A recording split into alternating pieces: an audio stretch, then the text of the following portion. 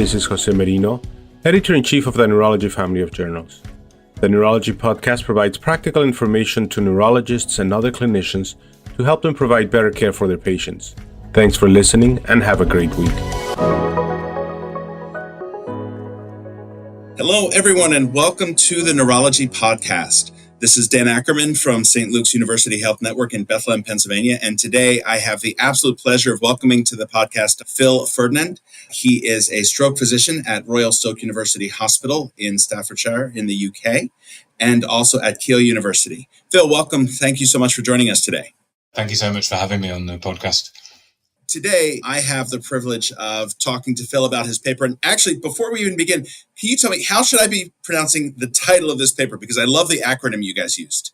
CRITO is the acronym used for the study. And I can just give you the long title. So that stands for Searching for the Explanations for Stroke, Revealing the Etiology, Triggers, and Outcome. But we can use CRITO as the abbreviation for the purpose of this discussion. I think that's sometimes the most challenging part of research, right? Okay, what do we call this study so everyone remembers it? So let's start at the finish. Tell us what you learned from this study. What's the bottom line? In this analysis from the CRITO study, we took cases of cryptogenic young stroke and analysed them together with 546 matched controls. So they were matched by sex and also age within 5 years, and they also had to be stroke-free controls. And in this paper, we looked for the association between smoking and the cryptogenic stroke. We looked at smoking in two ways. So we looked at it as a binary entity, so yes, no.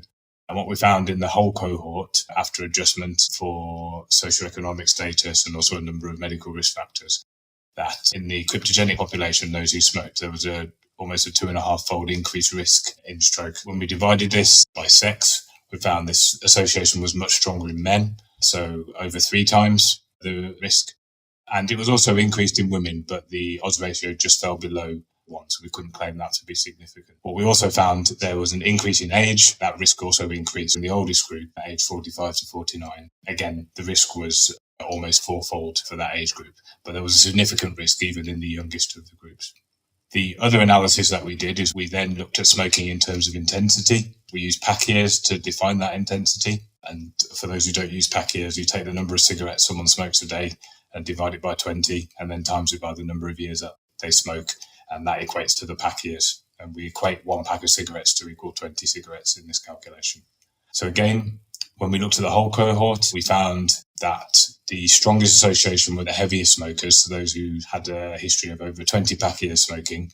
And in that group, the risk was increased by 4 times. And then when we again split this by sex, we found this was very strong in men. So the men who had over 20 pack years, that risk was increased almost 7-fold. And again, as we found when we looked at just the binary outcome of smoking, we found that in the 45 to 49 year group, that risk was almost increased 5-fold.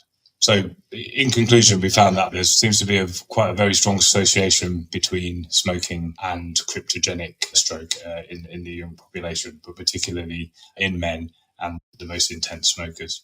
Phil, that's an outstanding summary, but there's a lot to unpack there. So let me just make sure I've got this right.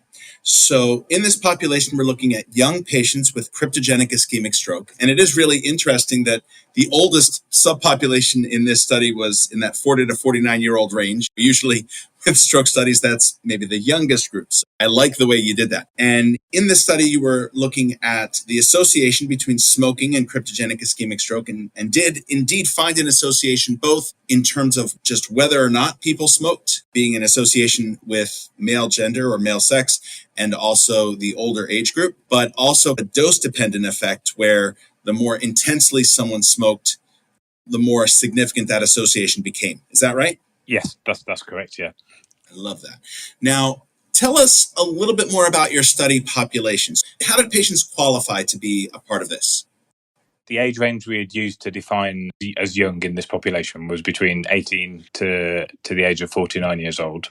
So patients had to have an acute ischemic stroke, which was defined by having a DWI positive lesion on MRI scanning. But alternatively, if they had presented for hyperacute treatment, they could also have evidence on imaging such as CT or MRI perfusion scanning to define the infarct. It also had to be their first ever stroke, although if there were evidence of silent infarcts found on the presenting imaging, that those patients were allowed to be included. To be defined as cryptogenic, then patients had to have quite an extensive workup. So they had to have angiography. This could either be CT, MRI, or digital subtraction angiography in order to prove no evidence of significant atherosclerosis. They also had to undergo at least 24 hours of cardiac monitoring to rule out any significant arrhythmias such as atrial fibrillation. They had to undergo cardiac imaging. Preferably, this would be transesophageal for cardiography, but it could also be transthoracic. And also a bubble study was performed to look for evidence of patent foramen ovale. They also had then routine blood workup, but also quite extensive thrombophilia testing, which included things like antiphospholipids screening and looking for protein C, protein S deficiency, and other clotting factor deficiencies as well. Now, the caveat to this is that all of this extensive investigation had to be done within 14 days from the onset of the stroke. And the reason for that is, as it suggests in the title, one of the things we're looking for are for potential triggers for cryptogenic stroke. And while this might not be necessarily applicable to this analysis, some of the extensive testing was repeated again in 3 months, because one of the hypotheses is maybe there are some transient factors that are present at the onset of stroke that actually have diminished 3 months later. That was a reason for the intense investigation very quickly and then repeat testing 3 months later. It sounds like a really good, thorough workup for cryptogenic stroke. I didn't hear anything that was missing there compared to what we do in most any comprehensive or primary stroke center. Blood vessel imaging, angiography, typical blood work, cardiac rhythm monitoring, the transesophageal echo with bubble study, thrombophilia workup. It's all there. I love it. I think it's also important to mention at this point, and obviously the reason probably that looking at this population is very important. It's well documented in the literature now that young strokes, the incidence of young strokes is on the increase. But what we also know is that it's this cryptogenic stroke population that seem to be accounting for that increase in young strokes. So that's why looking at this population, making sure they're assessed in some detail before we give them that label, but then looking at this population in detail, that's why it's really important to look at this specific population. Well, I couldn't agree more, and especially when we're talking about secondary stroke prevention over the long run. We're not talking about using measures for 6 months or 2 years or 10 years. We're talking about 30 years, 40 years of exposure to whatever therapies we're recommending. And so the cryptogenic population that are younger, we really need to make sure we have all of our ducks in a row and that we understand what we're treating and what type of risk factors. Now, speaking of unique risk factors, so you included some information in here also on certain social determinants of health, even though this was a pretty diverse cohort across multiple countries. So how hard was that to include, and what do you think it added to your study? The marker we used as a surrogate for social economic status was actually level of education.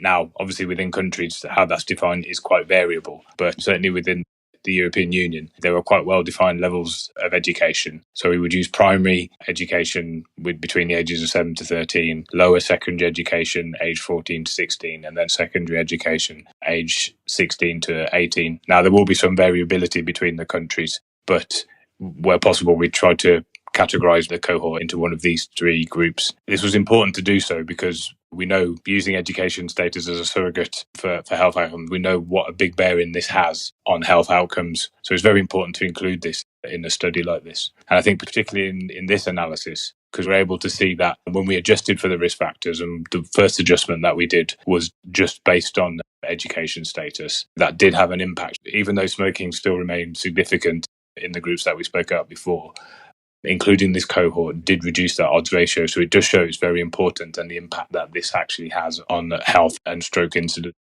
I really think and hope that the field is moving further and further into this direction as we talk about doing appropriate screening for social determinants of health and actually utilizing that and seeing, even in observational studies like this, the really high impact that this has. And using education level as a surrogate, I think, is really quite brilliant. It's something that is quantifiable in a way that may be a little bit easier than certain other social determinants, and it's comparable across categories. Really very well done. Now, in this study also, smoking status was determined with this sort of structured questionnaire. Did that have any information on things like the impact of vaping or e-cigarettes, other alternatives to traditional smoking? Initially, because the study initially started in 2013. So initially we hadn't included that information, and we did start to include that a bit later because vaping is really been a phenomenon that's really taken off in the last few years. So we don't have a lot of robust data on that for our study at the moment. But I agree, I think it's very important as something that needs to be looked at in the future, particularly with how vaping has really increased, particularly in this young population who may be arguably less likely to take up cigarettes. But also, I think there are one or two other factors which we would like to have measured and should be considered. Should be things such as passive smoking as well, because this will be a generation who would have had parents or other surrogate family members who are probably far more likely to have smoked. And so I think these are two areas that we should certainly look under the realm of smoking, that we should certainly look moving forward as to potential etiologies. Now, in your study, in addition to smoking, there was a reasonably significant prevalence of some more traditional risk factors, things like hypertension and dyslipidemia and the like. So at this point, since these are such young patients with cryptogenic stroke, should we consider these kinds of risk factors or even smoking as being really causally linked to stroke in these young patients, or are there other additional risk factors we need to define here? I found it interesting that in a cohort that had such a significant workup for cause for stroke, they were still cryptogenic in spite of some of these risk factors being thrown in. Don't think we get at the point where we can label these risk factors as the direct cause, as we may be able to in an older population, where we can actually say, well, you smoked and you've got large artery atherosclerosis or you've got small vessel disease, because we don't have that blueprint for this population. So I think we've definitely got enough information to say there's an association, but whether there is, and probably this is one of the areas we will be looking at, is whether there is a or subcellular mechanism that is contributing to the stroke risk. Or another area which I'm quite interested and quite strongly believe is that actually we'll be looking at lots of other risk factors, some of them potentially transient, and whether smoking has a almost synergistic role in increasing the stroke risk in combination with other things. And I think when you're looking at a population that doesn't have any clear and obvious disease that would explain the mechanism, this is a direction I think we'll end up doing. And I think probably smoking will end up being part of the risk factor that will contribute to someone having a stroke. I agree. A lot of times when we're seeing patients and stroke is cryptogenic, particularly in the young population, someone hit the physiologic lottery in a bad way. And unfortunately, just all the wrong factors came together at just the wrong time to produce this stroke. But I think that can be very difficult to reproduce or to really elucidate what that was, because a lot of times it is transient. If it was something longer term, we would be able to pick it up on our studies. But at the same time, it seems like a significant cost. So I look forward to hearing the next steps on this. And if we're able to take a look at some of those transient factors that come together to produce stroke in these young patients, that would be huge. And I think at the moment, this is probably something that hasn't been looked at in a great detail. So I think I really think it would be a very interesting angle for us to start looking at these patients. Now, while we're gathering that additional information, as you pointed out, the rate of stroke in the young, and particularly cryptogenic stroke in the young, is going up now. So how should the results of this study influence the way that we're treating our stroke patients now, or inform what we're recommending for people? So I guess from a lifestyle point of view, I think in terms of secondary prevention, I think we have enough information now to say, look, we've got very clear evidence that your smoking is associated with the stroke. And I think we can give a lot of not just secondary, but also primary prevention advice about the dangers of smoking. I guess we probably don't have enough at the moment to say how this influences secondary prevention in a pharmacological manner. And that in itself is actually an unknown entity within the cryptogenic young stroke population. What should we be treating people with? How long should we be treating them for? And maybe if we're able to define the presence of specific triggers or transient risk factors, then we may be able to then answer that question in terms of the appropriateness and duration of treatment in due course. Absolutely. Being able to use studies like this to try and take into account the impact of the intensity of exposure to certain risk factors and the duration of exposure to certain risk factors, and to use that as a surrogate to help us understand someone's risk for stroke and potentially perhaps even their risk for recurrent stroke, and figuring out how to translate this into secondary stroke prevention. Really, so many exciting ways that this information will go. Phil, thank you so much for joining us today. It's been wonderful to talk to you. Anything else from your study that you'd like to make sure that you bring out or share with our audience today? I'd just like to thank the association for the opportunity to come and present this study, and I look forward to where this is able to take us in the future. We really look forward to having you back. And for those of you who want to look up the full study, again, it's Secreto, Searching for Explanations for Cryptogenic Stroke in the Young, revealing the etiology, triggers, and outcomes. Thanks again, Phil. Thank you so much.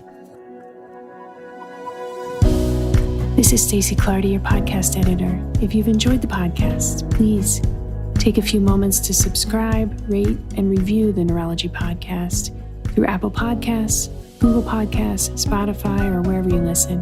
And remember, you can always head to neurology.org/podcast for our full list of past episodes. Or you can also search by keyword in your podcast app for any neurology-specific topics you want to learn about.